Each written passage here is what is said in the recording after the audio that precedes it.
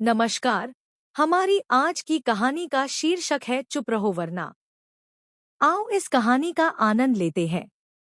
गांव के किनारे एक पुरानी हवेली खड़ी थी, जिसे लोग मौन हवेली कहते थे। कहा जाता था कि वहां जो भी जोर से बोलता या शोर करता, वह गायब हो जाता। कई लोगों ने वहां रात में चीखें सुनी थी, लेकिन कोई भी ये नहीं जानता था कि अंदर क्या होता है। राजू, जो इन बातों पर विश्वास नहीं करता था, अपने दोस्तों के साथ एक रात हवेली में जाने का निश्चय करता है। दोस्तों ने समझाया, लेकिन वह नहीं माना। उसने हंसते हुए कहा, देखते हैं कौन गायब होता है। रात के ठीक 12 बजे राजू और उसके 3 दोस्त हवेली के अंदर घुसे। अंदर घना अंधेरा था और हवा में सड़ांध भरी बदबू थी।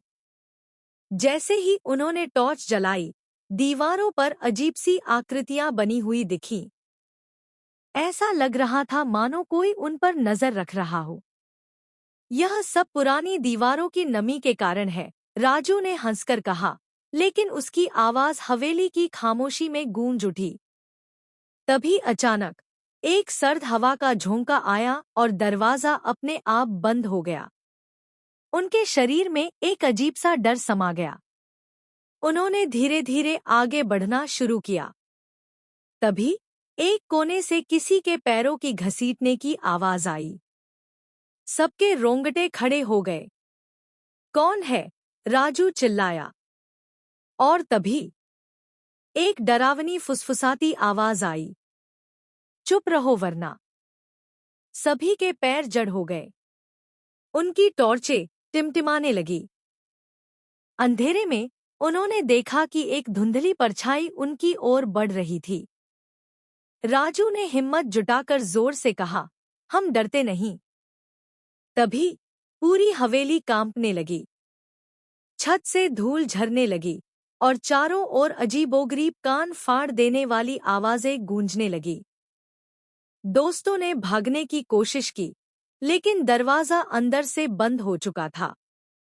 परछाई अब पूरी तरह साफ थी। एक औरत बिना आंखों के, मुंह से काले धुएं की लकीरें निकल रही थी। तुमने मेरी शांति भंग की। अब तुम कभी शांति से नहीं रहोगे, वह चीखी। एक के बाद एक राजू के दोस्त चीखते हुए गायब होने लगे। राजू ने अपनी पूरी ताकत लगाकर दरवाजा तोड़ दिया और दौड़ता हुआ बाहर निकला। जब उसने मुड़कर देखा, तो हवेली फिर से अंधेरे में डूब चुकी थी।